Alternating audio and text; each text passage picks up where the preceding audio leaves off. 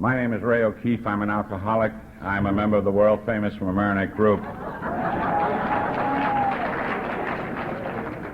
As usual, I have the good news and I have the bad news.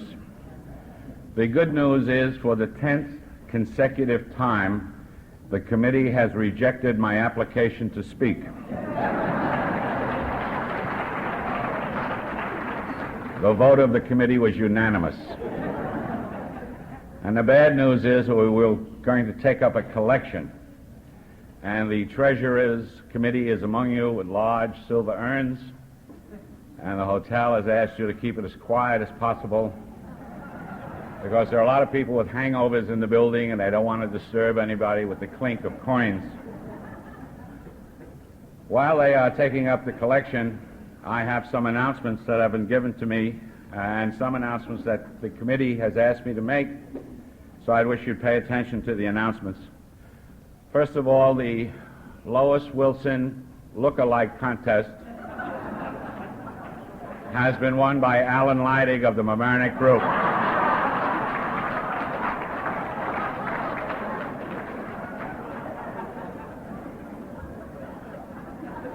I thought you'd be pleased. The Sister Ignatia Humanity Medal is awarded jointly this year to Margette of Maryknoll and Hugh McGinley of the Montrose Veterans Hospital.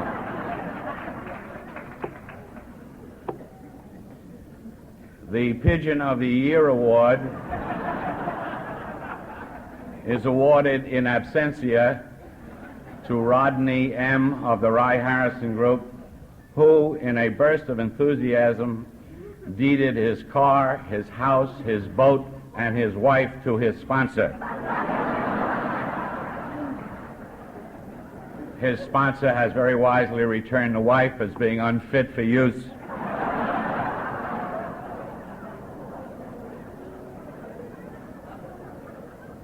The world-famous Mamaroneck Group announces another long-playing record by the O'Keefe family singers, featuring some of those old favorites like I Found My Priscilla at the Veritas Villa,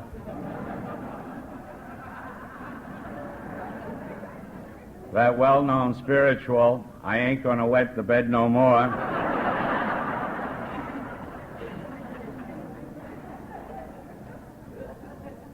and the O'Keefe Children Quartet singing We've Got Our 24s. Now, there's just one other announcement that I've been given just before I came up here on a piece of paper, and it sounds urgent. Judge Crater, please call your office.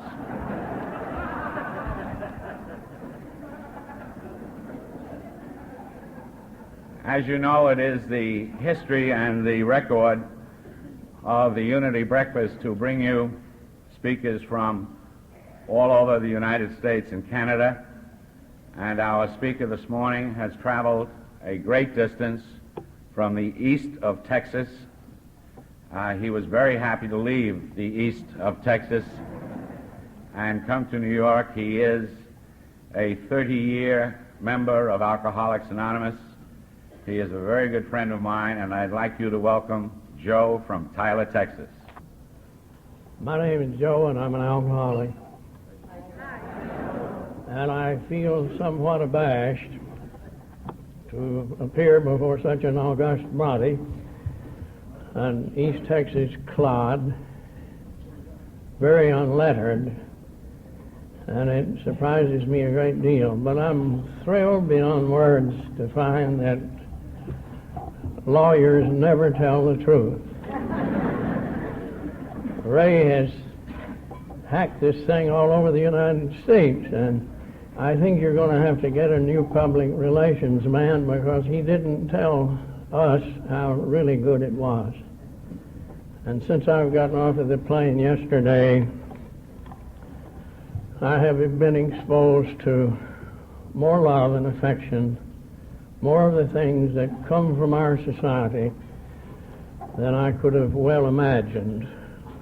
And I think that Alcoholics Anonymous in this area is in terrifically good hands, and I would make a promise to the newcomer that you got a little better shake coming to this particular area in AA. I also don't want to forget our most honored guest, dear Lois. I had no idea I would be fortunate enough to see her this morning. And is it? We can't hear you. Can't hear me. These things are like an old barroom spittoon. If you don't get the proper aim on them, you make a hell of a mess.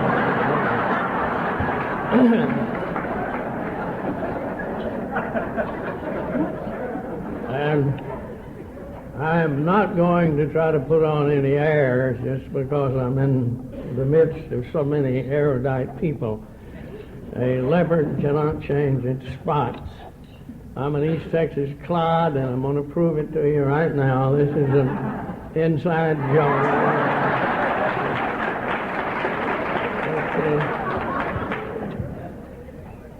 So we'll get on with our business. You know, I think the humor of Alcoholics Anonymous was what attracted me, because I hadn't laughed in so long. And I came to AA and saw those people with that God look in their eyes, and some little judge incidentally got up when I was 10 months sober, and he'd come down from Des Moines, Iowa, and I unconsciously began to laugh for the first time. And God, I've been laughing ever since. This society was founded upon a desperate sense of humor. We had to have one. And I think, incidentally, God had to have one, too, to put up with us. I want to tell you a little incident that happened to me that maybe show you the heritage of this society. In 1966, Lois and Bill and my wife and I were in Indianapolis to a doctor's meeting, and an aggregate of pure dingbats. And Bill and I were the only non-doctors there. And as is the custom with these doctors when they gather, they pass the microphone to each one of them, and he introduces himself by name, and then he tells what his forte is. You know, forte is down below Staten Island. And they did it. They got up and went from one to the other. And I'm Dr. So-and-so, and I'm a psychiatrist. I'm Dr. So-and-so, I'm a proctologist, and so on and so on. And it finally got to dear Bill, and he was the very last one to stand up. And he said, and I have it on tape, "My name is Bill Wilson, and I'm an amateur faith healer, presently unemployed."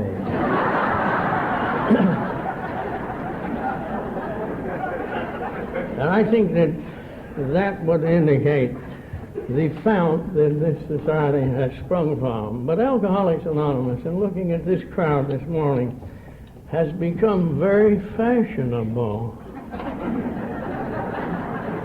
We used to worry about the stigma on alcoholism, and now we have to worry about keeping out the social climbers.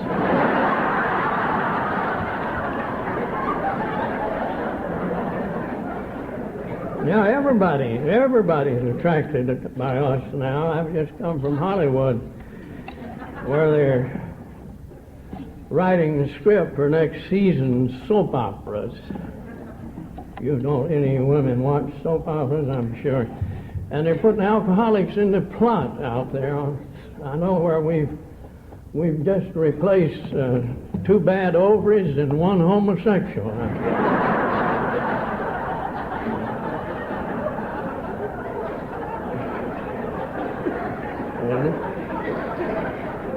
But it's real fashionable now. There's really, but the stigma on alcoholism has not quite gone away. It's still here for the benefit of the newcomers. There is still a little stigma on it. No family likes to admit that they've got one of us.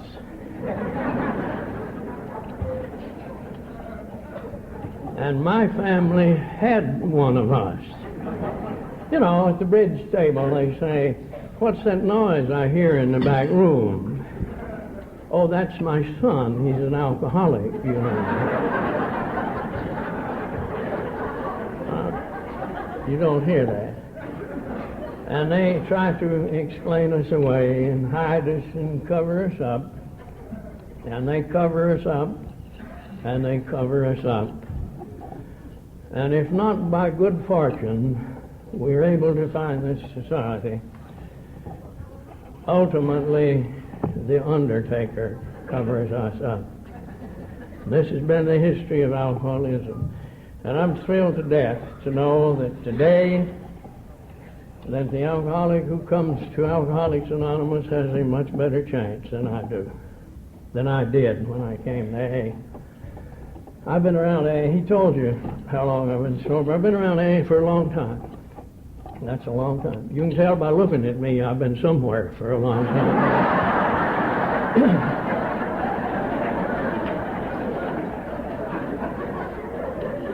And I'm trying to find out what my name is.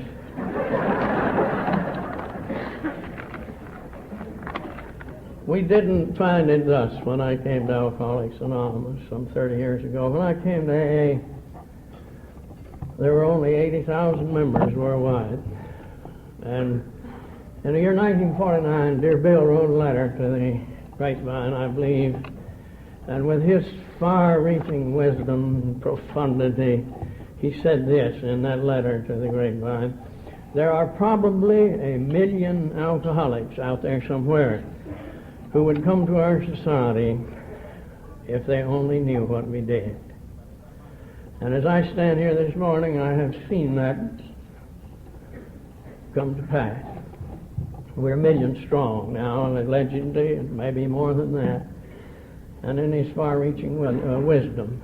And I think AA is alive and well.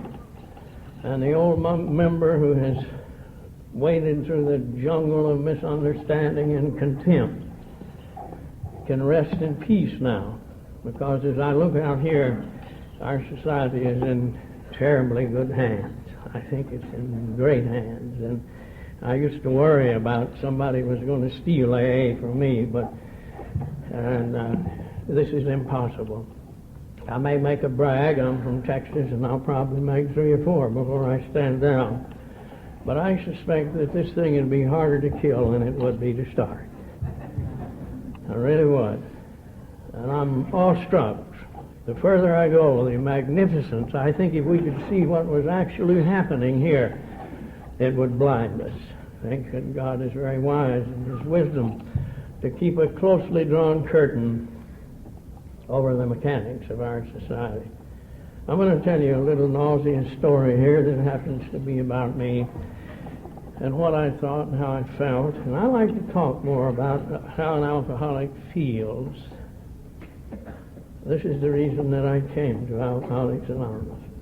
Now, back in the 60s and in the modern days, everybody gets into this turmoil of trying to identify. They say they must identify. And I can say to you that if you identify and still don't find a solution to your problem, you can lay down and die identified. Now, years ago in General Service, I had a little pamphlet called 44 Questions. And I think they still have it. I believe they do. And these questions were, if I might be critical, were rather innocuous, and they were little mild questions like, did you gargle with too much Livoris? Or did your wife give you that look today? Or some little question like that. Now, I have contrived, out of my sheer brilliance, some questions that I think it will take less than 44 for us to identify with one another. We'll try.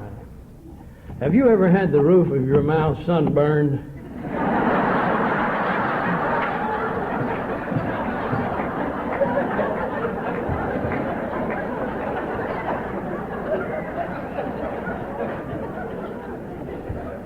Have you ever been arrested while in jail?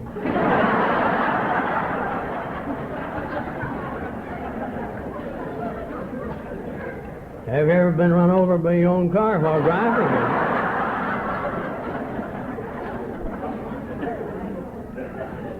Here's a very undainty one.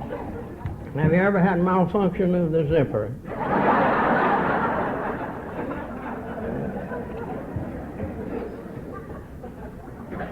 Have you ever woke up in bed with a circus midget with you?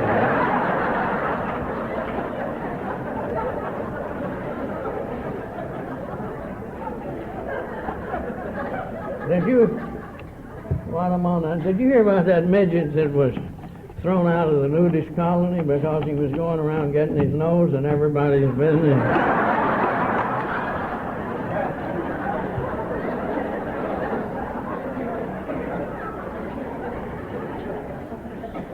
Have you ever, I was thinking about this last evening, where I'm staying, it's so nice and quiet. Have you ever been so nervous that you could lay in bed and listen to your hair grow?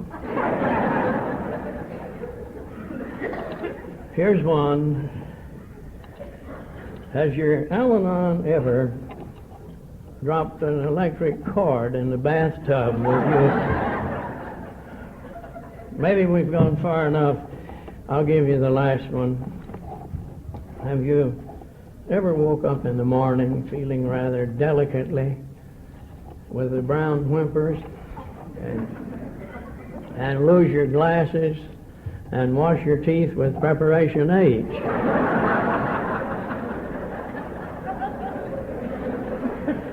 I think, by gosh, I think we can identify with two or three of you here for some reason or other. I started drinking when I was 17 years old, purely and simply to be accepted in a group of boys. I did not set out to be an alcoholic per se. And I remember that drink. I remember it as vividly as though it were yesterday. I remember what it did to me, the exhilaration. And that night, I drank, and I did a thing that night that I did for the next 19 and a half years. I ultimately passed out.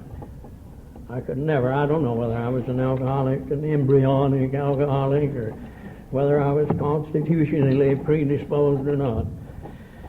I don't know. I went to a psychiatrist one time, and the first question he asked me was, have you ever felt unwanted? And when I came to AA, I was wanted in 2 states and not wanted in 46 others.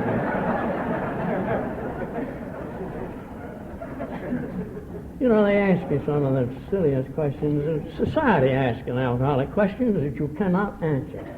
The alcoholic is not tuned in on society's questions. And, I don't know, one time I was driving a very erratic automobile, and by some quirk of circumstance, I hit a tree. And I know the rules. You're supposed to stay till the cops get there. I've played that game before. And nobody had placed any chairs around for me to sit in, so I climbed up in one of the lower limbs of this tree to wait for the police to come. And do you know the question that he asked me when he came? What are you doing up in that tree? There is no answer to that question. And if you come in after a short absence of a couple of months, the Al-Anon says to you, where have you been?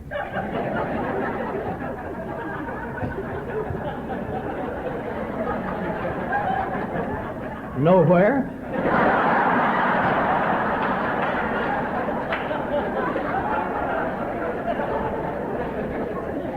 Then they ask you another silly question. These people are, they're crazy.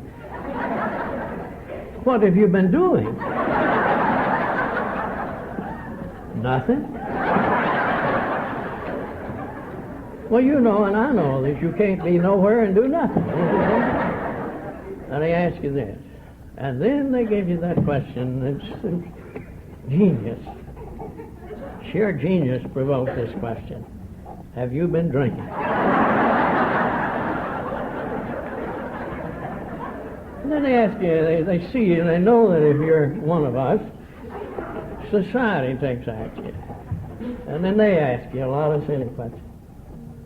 Good morning, Joe. How do you feel?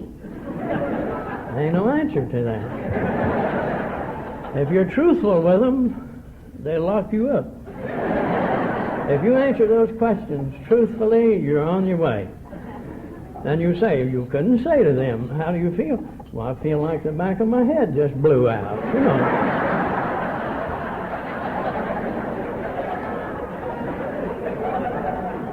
You just cannot answer the questions that society answers you.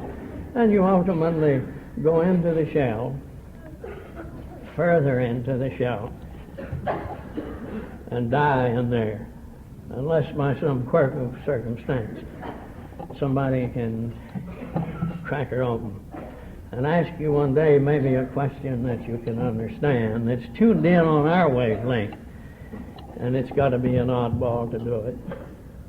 So I took my first drink, and immediately this little town that I lived in became too small for me. Alcohol brought forth two things in me immediately. One was genius, and the other was sophistication. And I went, of all places, ended up for an East Texas clod in Hollywood. And of all the, I hate to use this word, queer professions, for a drunk to choose, I became an understudy to one of the more eminent designers in Hollywood of ladies' lingerie.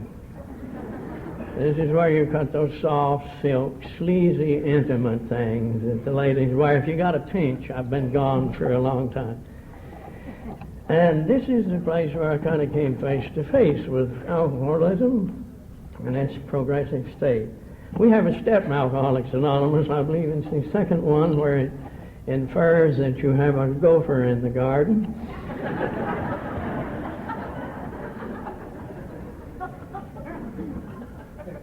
If you cut a bunch of braziers with 3 of those places in them, you're nuts. And I told a psychiatrist about that, and he said it was just wishful thinking.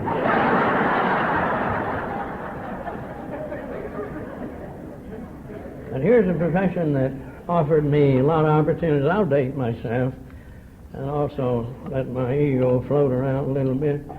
The firm that I worked for, we put the first pair of slacks on a gal called Marlena Dietrich in the year 1938 and started a trend that I see here this morning that has never gone away. And the people that watched me work said that I would go far in that profession. I became rather a skilled artisan in this profession, and I cut myself out of it, just to be very frank with you. I was working for a kind Jewish fellow who had spent a lot of money on my education, had taken me in as a country clod, but he saw what was happening to me. And he came one morning and told me a thing that alcoholics cannot stand to hear. We cannot take it. He said to me, you can't drink. And an alcoholic does not like can't in any form. He does not like to be told, you don't do this. Very recently I was talking in the University of Illinois in a big dining room, and it was narrower than this, and over on the wall I would be talking, and I looked over on the wall, and here was a sign that said, don't take the dishes out of this hall. And it bothered me. I talked, and I was real wrapped up with myself. I was in this heated talk, but my head would just go over here, don't take the dishes. I got a report that you got 2 of them damn dishes at home now. They have absolutely no collectible value whatsoever, but they told me don't take them. An alcoholic cannot stand that. We rebel at that. We're recalcitrant, word you use in the courtroom. We're truculent. Oh, that's good, isn't it?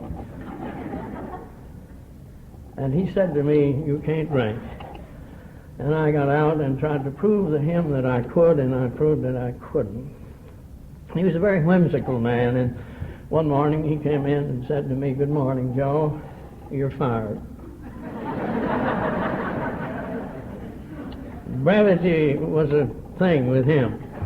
A very beautiful man. Nice Jewish fellow. And then he rather whimsically said to me, "There's always some good comes out of everything." He said, "The way you handle those scissors, if you would have been a rabbi, you would have destroyed our whole race."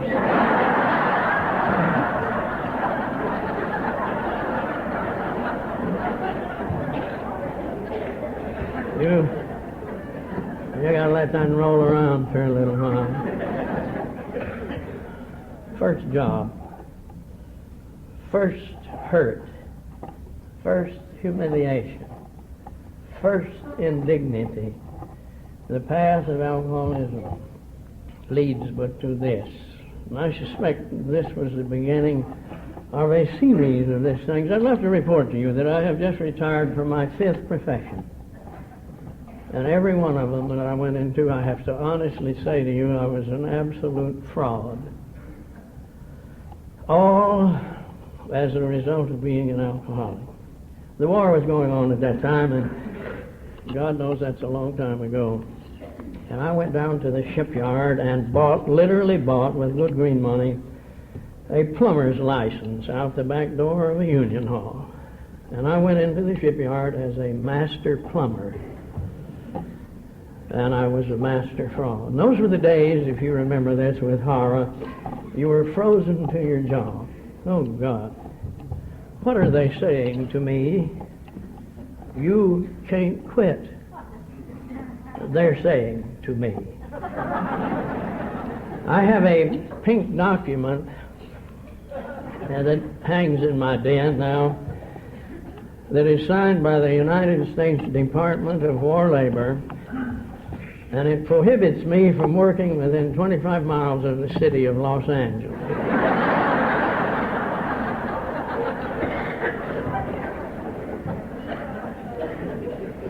Who can't quit? And here we go. Then we say to the dear Al-Anon, I know none of you have ever heard this, plenty have tried. Let's go somewhere else. You know, let's start over again where we don't know anybody. What we're saying is where nobody knows us. And the moving of an alcoholic from place A to place B for recovery has proved very unsatisfactory. The problem with that is when you move him to there, he's there. It's that simple. It's that simple. We moved from Los Angeles to Sacramento, and it's a funny thing to me about us. I got to use good English up here in Westchester County, about we alcoholics. It seems to me that as we go along, our choices of things to do become less and less, and we take the next best, and the next best, and the next best. And we know that tomorrow it's going to be different. We're the stupidest people on earth, I guess, because we get up every morning and do the same thing and expect a different result. Don't we? Today it's going to be different today. And we do the same thing. So I went to Northern California, and of all places I got a job on the railroad. And I'd love to report to you here that they're the most narrow-minded group of people that I've ever come in contact with. They have a rule about drinking, and it reads in essence that if you're seen coming out of a place that dispenses alcoholic beverages, you can be fired. I was not seen coming out very often.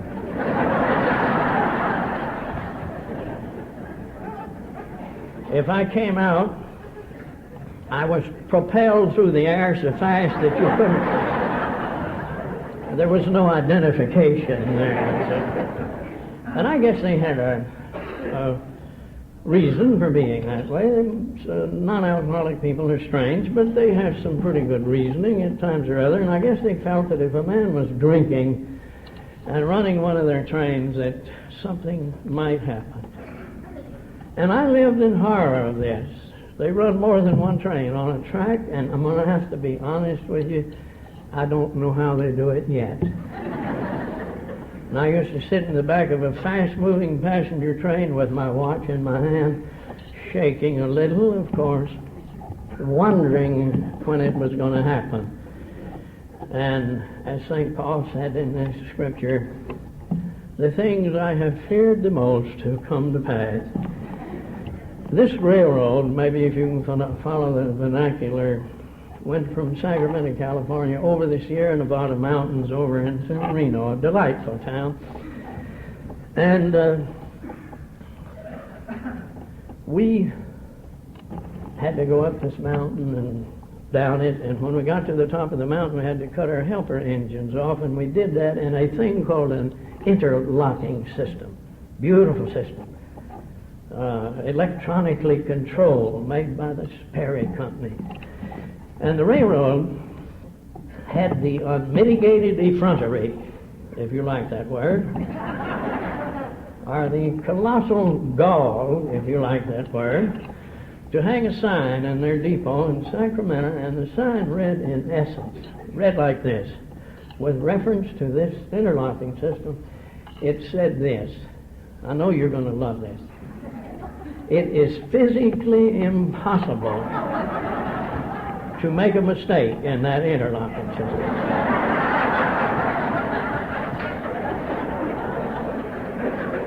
It is so electronically attuned. And they hung that on the wall. What were they saying to me? I used to walk a block out of the way to get to read that sign. It just kind of kept me going. It kept me sparked up. Physically impossible. One night, through some purely alcoholic circumstance, I'm sure, up there I got two engines going towards one another. Between them were 4 cars, carrots, apples, lettuce, and celery. And I made the biggest Waldorf salad ever. And do you know those people wanted to fire me for that? It was not that I had damaged hundreds of thousands of dollars worth of equipment. It was that I screwed up their sign.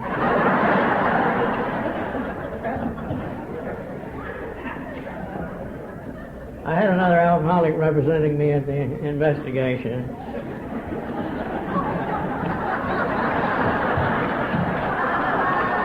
And he proved one of the most atrocious lies that's ever been told to mankind. About 1,000,000 to 1 shot, he proved with tears in his eyes while pointing at me that there was a Mexican track walker going along that night swinging a lantern, and that I had mistaken that for a given signal. They never did find the Mexican. And they gave me 60 days, and I remember it. And as we came out of that investigation, the superintendent came out, and he was an immense man, a big man, 300 pounds. And he was apoplectic with rage. He knew that he had been had by a drunk. And he was rather voluble in his retort there. He said to me, "You ought to be arrested for even walking on our right-of-way." And then he said the thing to me that some of our dear Al-Anons have said at one time or another, "I'll get you if it's the last thing I ever do."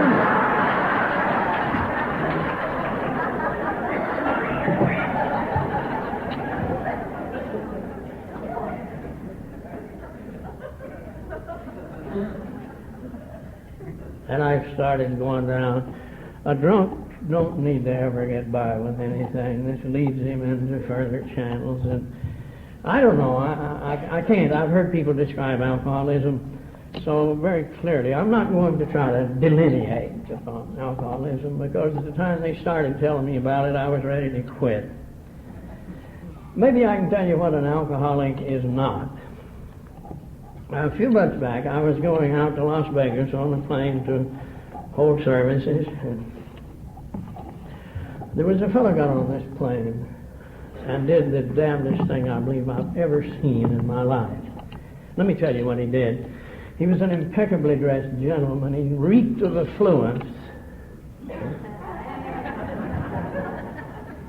And he had me hemmed in next to the window, and he sat there, and as the plane took off and the stewardesses began to peddle the booze, he ordered one of those beautiful, delightful, oh God, those frosty, aren't they nice looking, amber-colored things.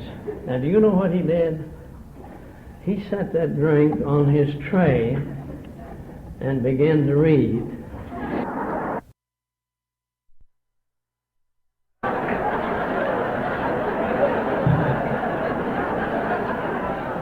And he like to have driven me out of my mind. And I'm over here talking to myself, God damn it, drink it. Please, drink it.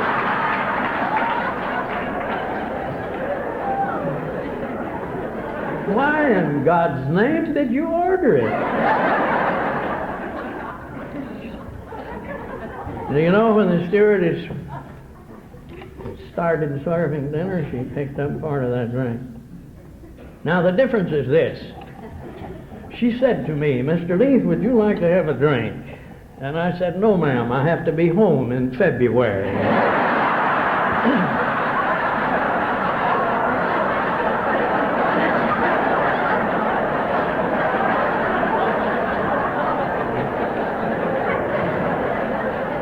I don't know.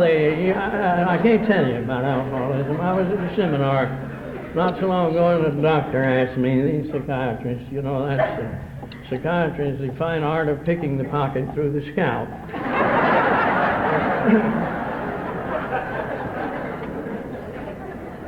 And he said to me, Mr. Leith, can you tell me what the difference is between an alcoholic and a non-alcoholic? Oh, God.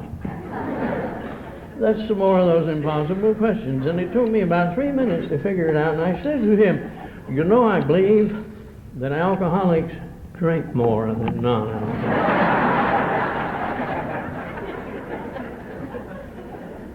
And he was undaunted, whatever that means. And he said to me, well, why is it that non-alcoholics, when they drink, don't become alcoholics? And I said, that's the easiest thing I ever answered. They ain't got no willpower.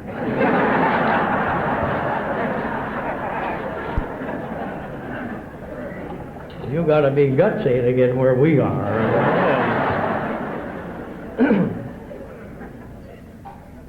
So I went down and down, and then I got up on a little dose that you don't hear about. I've got a name down in Texas, and thank God it didn't precede me up here, and they call me Wino Joe. And it's very unfair that you do that. I drank a little wine medicinally, and seems to be even more of a stigma on drinking wine than there is on the good stuff, you know. You smell quicker when you drink wine. But you shouldn't make fun of it. Wine has some great medicinal purposes. You didn't know this. It'll cure hay fever. If you drink it like I did, you ain't about to sneeze.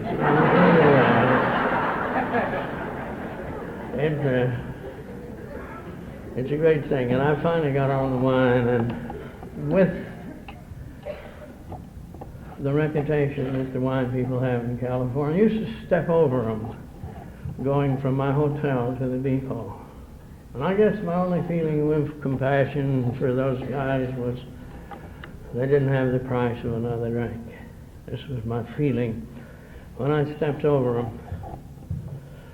And little did I know that there I lay 3 years hence. I ended up in the Railroad Hospital in San Francisco, and this is the days before alcoholism was as well known as it is now. This is before there was any understanding. You and you cats don't know how lucky you are. You don't know how lucky you are. I've seen some great people die from alcoholism who did not know what they died from. It's still the practice that an alcoholic has to borrow a disease to die with today. And I got on wine and immediately went to hell in a hurry. The story of a wine drinker is never a long one. It's not a long story because it's the last landslide. And, oh God. And I ended up in a railroad hospital in San Francisco and in the nervous ward.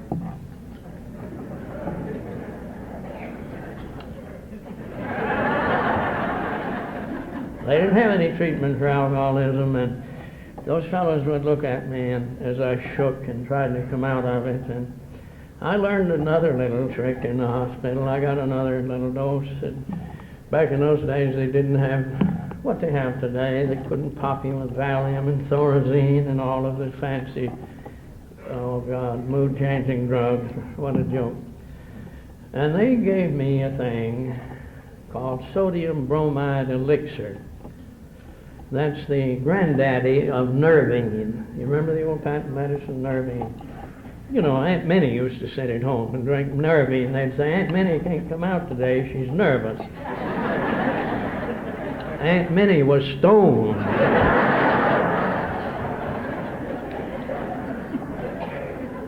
And I lay in the hospital for some 3.5 months and drinking a combination of port wine. I had a Mexican boy would sit down in the elevator to bring the wine in.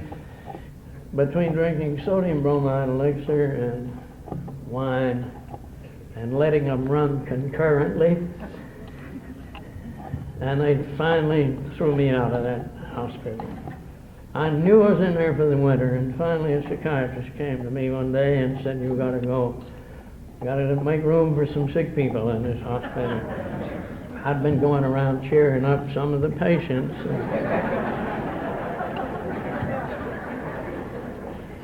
And it threw me out. But I had a chance to think while I was in that hospital. You know, I think that people get so excited when one of us dear boys get thrown in jail. It's a terrible thing, isn't it? It's the nicest thing that ever happens to an alcoholic. It gives him a chance to reflect upon the folly of his ways.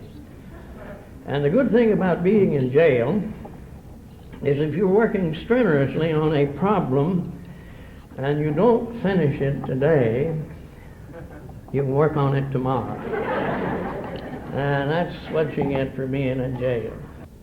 And one of my great things, and I know none of you have ever done this, was to go home to Mama. I did that. In fact, I've had a very delightful childhood. It lasted 37 years. And I went home to Mama after all these years, back to Texas, and I hated Texas with a passion. But you know, we have to do some things. There's some lines in the book 12 and 12 that say to us, it never occurred to us that we had to fix our lives to meet conditions as they were. We were always waiting for conditions and places and things and people and circumstances to be the ideal situation. A drunk dies looking for the ideal situation. And I had to go back home to Mama. And it is absolutely the reversal of the story of the prodigal son.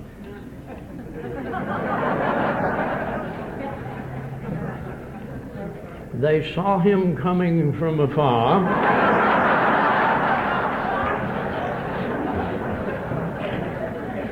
And threw his butt in jail. My old mother had me put in jail.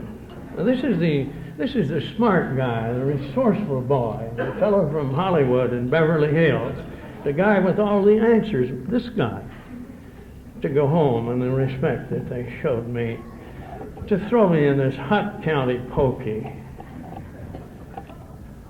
And you think I didn't hate and resent? And you know, we talk a lot about Alcoholics Anonymous, about our resentments, and sometimes we try to pinpoint them. And I suspect that the alcoholic's greatest resentment or at least in my case, is the terror-stricken resentment of his helplessness. I think we resent our own helplessness. We resent the fact that maybe sometimes we're even alive. And this is the big resentment, is to resent our helplessness. And this is the state I was in this jail. Now maybe it won't be so funny and ridiculous. I'm in there with an absence of 21 years. Come back.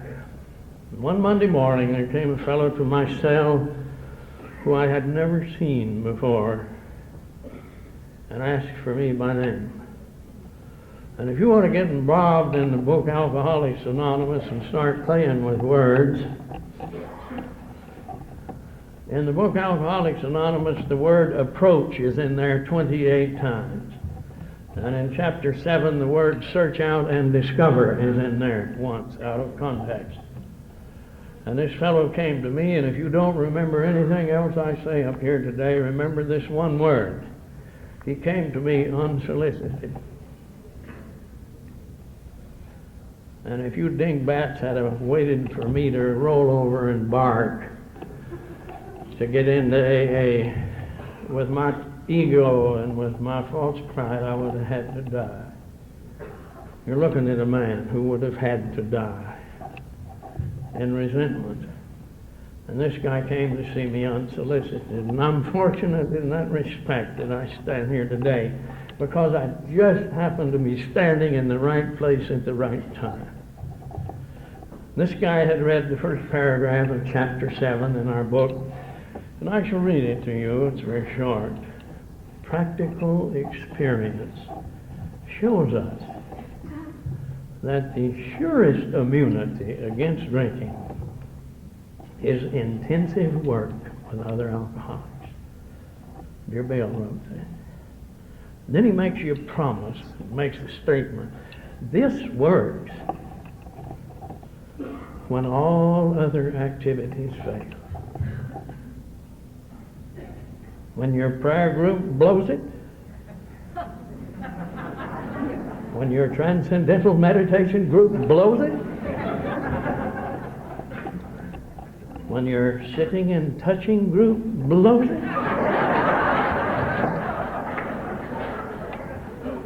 this works when all other activities fail. And God, He knew it, He believed it, and He practiced it. And this is the heritage that we have in Alcoholics Anonymous, is that these two men proved that this program would work by working it. And then we had the good fortune that they wrote it down so that we would have a criteria in Alcoholics Anonymous. And this guy stood in front of my cell, whom I had not asked for, a pure dullard, a dum-dum, and suggested to me that I might have been having some trouble with my drinking. And he used a word that, I thought he was like a big troll. We had found from our experience,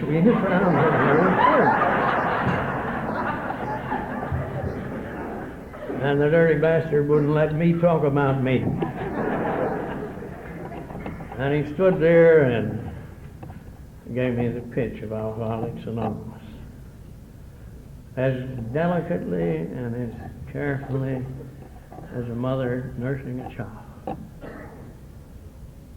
And for that, I stand here. I don't know, I can't be grateful enough for being sober in Alcoholics Anonymous after such an auspicious beginning. But I didn't take it. Oh God, I was deep in the shell. I was way deep in the shell, and I kept asking him, who sent you to see me? This is who I particularly wanted to hate.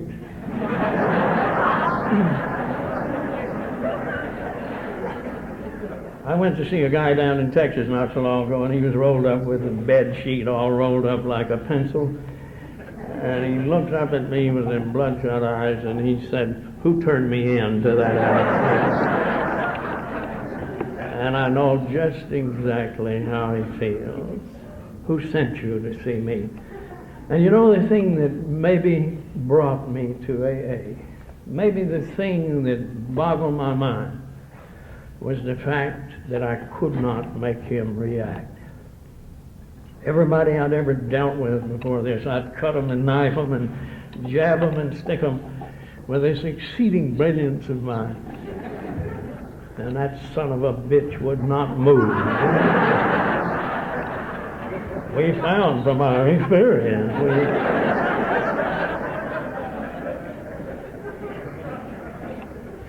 And when he saw he wasn't getting anywhere, he gave me a little pamphlet that I have in my briefcase over at the hotel. Or maybe in my pocket, I don't know, I carry it. It was a little pamphlet that was written in those days. That was before we had the good fortune of what we have now. And it had been written by two losers. By a doctor who died drunk, and by a pillhead who I saw the other day, not so long ago, flapping around on his ankles. And on the front of this pamphlet read, "Slaves of drink find peace of mind."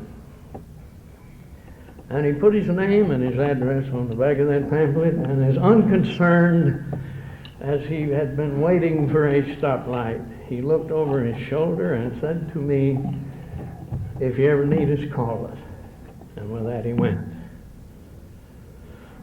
Now my people are good, substantial citizens down there, and they arranged, no, that's not the word for it, they hired two deputy sheriffs to come to the jail. They sent my bags down there, and they loaded me into a police car and carried me 200 miles to Houston, Texas, and put me on a train going west.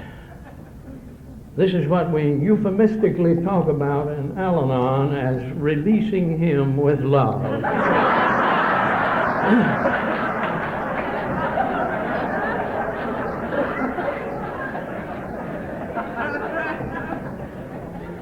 I got off of that train in Los Angeles,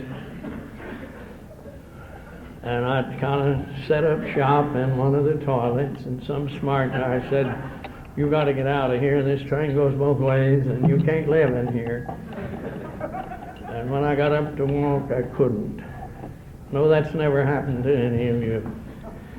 And they took me in 3 old bags, and in a wheelchair they sent out and got me off of the train at the big old station in Los Angeles. It's not there now. And took me out in the front foyer and dumped me very unceremoniously. And I can say to you that with all the ridiculous antics of an alcoholic, and as we have fun looking back and laughing at it, I went through the next 5 months of living hell. And I drank as few people have and lived to tell the story under the bridge in Sacramento, and I have seen them literally. You may think this is an idle boast. I've seen them walk off into the river and leave bubbles. And there's a sign that we see in our AA club very frequently that is the only reason that I stand here today. There is no way that you can get from under the bridge in Sacramento to here but by the grace of God. And this seems to be the only answer to it. I ended up in a flop house, and one night it seemed to me every time I opened one of these old bags, that damn pamphlet was on top. Never had the courage to read it, but I could see that cover, every bag, like the old shell game. And in my maudlin state, slaves of drink find peace of mind.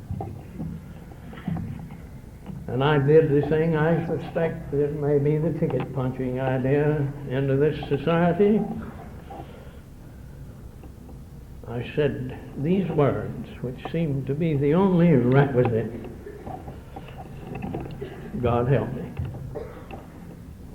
That, nothing more. And I got up and walked out of that flop house, and those of you who have been in that condition know what guts it takes. Talking about willpower, and I walked the 2,600 miles back to see the fellow that had given me the pamphlet. Now, wouldn't you love to have a dramatic story like that and to tell it like I'm telling it here? It's really pathos and tragedy. And when I'd been in AA for 6 months, I discovered that there was an AA group 3 blocks from that damn bridge.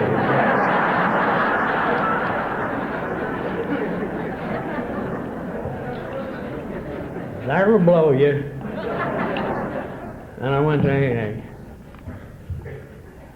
And that, I don't know, I've heard people who did not appreciate this society say that that's the beginning of the end. That was the beginning of the beginning for me. And the story of my recovery. Oh, I got to tell you about that first meeting I went to. God, I've had to compare every other AA meeting but that one. That night, I went in, the stairs were kind of cut on the bias. In those days, they were all upstairs. And I don't remember any of the profundities or any of the jewels of wisdom that the old member said to me that night. I remember experiencing a communication like there is none other, and it's so simple that it is awe-inspiring. Here are some people like me. And this is a revelation to the alcoholic who has gone through this excursion, thinking deeply in his heart that he's an only one. I think this is a pitiful illness of alcoholism. That the loneliness of thinking that we are an only one. And that night I became one of us. I learned about we that night. And in the back, there stood the sheriff who had on his pistols, and God knows I hate them guys yet. I still don't trust them. And he walked up to me. He had been the sheriff who had locked me in his jail 20 years prior to that time for felonious drunk driving. They've got a rule down there, it's tough. And here he stood in AA, the very symbol of bitterness and hatred. He's known for bouncing guys off of the wall, this guy. And this night he put a gentle arm around my shoulder, and in his awkward and crude way, he said, "I love you. You can stay sober just like I do." What is the transmittal of this communication in the Alcoholics Anonymous? It is a much greater thing to jog the understanding than it is to jog the memory. And over to one side there sat a fellow who nearly drove me crazy. All during this first meeting, he was gently puffing on a cigar. He had one of these big Serenity things that we get there. And he had a big diamond ring on, and he worried me to death all during the meeting. I knew I'd seen this cat somewhere, smoking a cigar. Picture of Serenity, smoking. And I discovered that I had soldiered with him 20 years prior to this time, and the last time I'd seen him, he had been chained to a post in an army camp. That was the Army's treatment for alcoholism, and we'd slip him whiskey just to watch him perform like a monkey. He was a goon, an idiot, a comedian of the first sort. And here he sits in an AA club, blowing and smoking. And you know what my first reaction was? If it'll help him that much, it'll make a damn genius out of me. I've always had to remember that AA meeting. We'll go pretty soon. I got to tell you a couple of little stories. How long do you work with anybody in AA? What is the tenure of existence in this thing? I worked with a cat when I was new in AA and didn't know any better, been appointed a new man, for 4.5 years. He was a dummy. I went out to get him on Sunday morning, and he was on the verge of disease, and I borrowed a goblet full of whiskey and poured it down him, Dr. Joe, and knocked him out, really. And when he kind of came unshuffled from this drink, he was in an A group. I believe any way you get him there is good for me. And he got sober, and he stayed sober for 3 months, and then he got drunk. And it didn't bother him, he was used to it. But it was a hell of a blow to my ego. I knew that he must sober up under my direction. Oh God, by this time I'm well cured. I've quit cussing, I don't, do everything right. You might describe me as being rather godlike.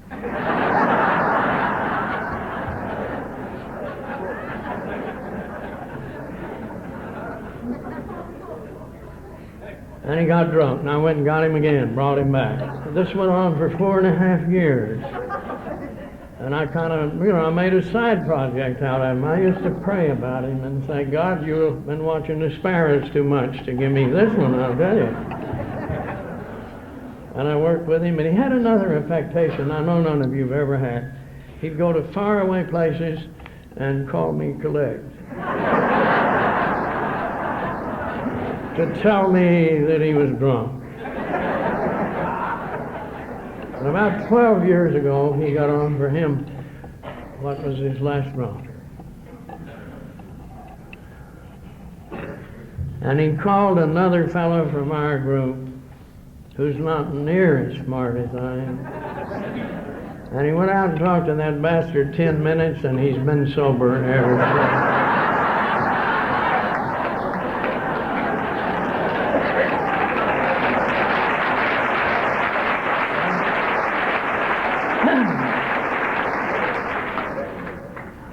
I used to sit in the club and look at him and think, you ought to be mine. And if I know anything of the treasure that God gives us, I owe him more than he owes me. He kept me sober for 4.5 years, that dummy. I had one more call to see a guy. And this was early, too, in my days, and my wife took the call, and I went to a bar to pick up a drunk, and really the only thing that he wanted was for me to recover his jug. But I couldn't see this. I couldn't. I was so godlike, it was pitiful. And I recovered the drunk from out of the bar, also got his jug for him, and I put him between me and another alcoholic in a nice new automobile. And we drove slowly, and I started giving him the pitch, and it was a thing to behold. In my piosity and utter brilliance, I talked to this guy, and his eyes began to water, and I thought, I'm getting him.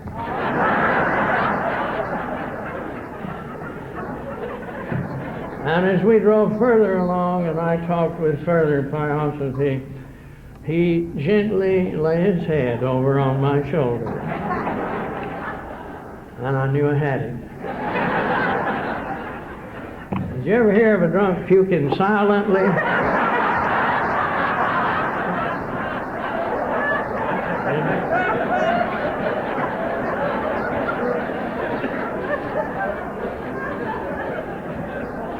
Every time I've ever gotten godlike with one of them, they throw up on me. We gotta go home. I gotta tell you a little story that don't come out of the big book, Alcoholics Anonymous, and it gives me an idea of what I'm like in AA. I think this is the Sabbath morning, and it will be rather fitting for me to tell a little story that comes out of the other book. And it's a story about a sick guy like me, too. And I'll have to tell it to you like I read it. This is a story in the scripture of the fellow they called a demoniac. Maybe you've heard of that. See, in those days, they didn't have any psychiatrists. If we'd have had him today, he'd have been a catatonic or bedwetter or something. But For the lack of better verbiage, these people call this poor sick guy a demoniac, which means that he's a maniac full of demons. And it says in the scripture that he was so wild that no man could tame him. Kind of like me. And it said that the manifestation of his disease was such that they had to keep him in fetters and chains, kind of like me. And then the story goes on and said that he became so bad that they ran him out of town, kind of like me. And he ended up on the riverbank, if you read the scriptures, eating with pigs. And if you have the imagination that I do, you can see this picture. Some of you can feel it. The babble, the language, and even the smell. The poor, sick nuts under the bridge, eating with pigs. Now there seemed to have been at that time a little carpenter fellow who was going around teaching some sort of a new philosophy of love. And he had a facility that we have not quite acquired in Alcoholics Anonymous yet. He could see no ill in anyone. And he said to this cat, "Are you having some trouble?" That's what the fellow said to me in jail. And this poor fellow in his set pity said to him, "Trouble is my name. They call me Legion," which means many troubles. The little carpenter didn't say to him, "Are you ready?" He effected a treatment that was as little understood in those days as maybe the treatment of Alcoholics Anonymous is today. Had to do with kicking the evil spirits out of the guy and putting him over into some pigs, if you know the story real well. And the pigs were crazed and ran off into the sea and were dead. That's not the end of the story. There were some stool pigeons around, like there always is. And in those days, the pig business was big business. And the stool pigeons ran into town and told the people that owned the pigs, they said, "You out of the pig business."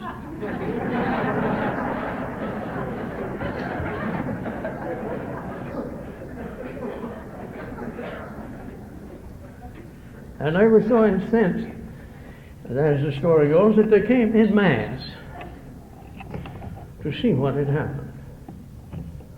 And here occurs the second step in the program of Alcoholics Anonymous, wherein it says, "There he sat, fully clothed and in his right mind." That's what we got. That's what we've got. But they couldn't see this. They were more interested in the material loss of their pigs than they were in the fact that one feller got well. Believe you me, in Alcoholics Anonymous, we better be terribly interested in the fact that one feller gets well. They prevailed upon them to leave. They wanted them to get away. And they tried to do everything and said to them, "Get out," to the nut. And I can see him in his terror and in his fright, having come from the experience of one terrible life and not having the time to enjoy the goodness of another. And he looked at his sponsor and said to him, "Let me go with you." And this is the first time that the little carpenter ever broke a rule. He broke it for us. Everybody that he'd ever helped prior to this time, he had said to them, "Go on and don't say anything about it. You were blind and now you see." But he broke a rule for us. And he said to the nut, "What I shall say to you, stay here so that others can see what has happened to you. Thank you so very much.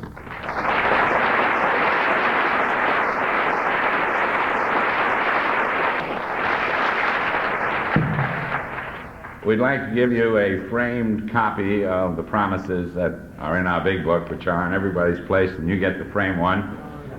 I hope the tape is still running because this color television is for you.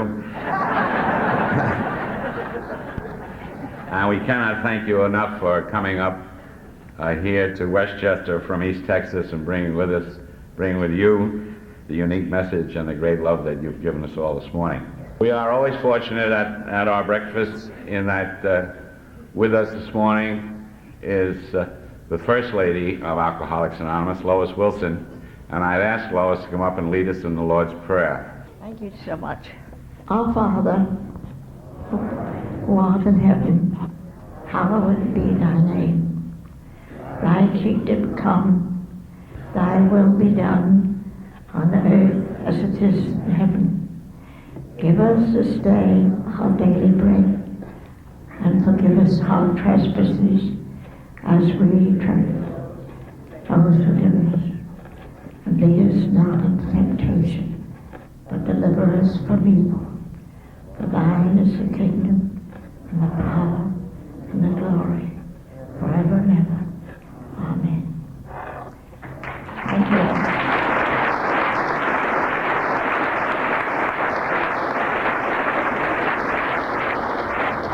Thank you all very much. The next Unity Breakfast will be April the 5th.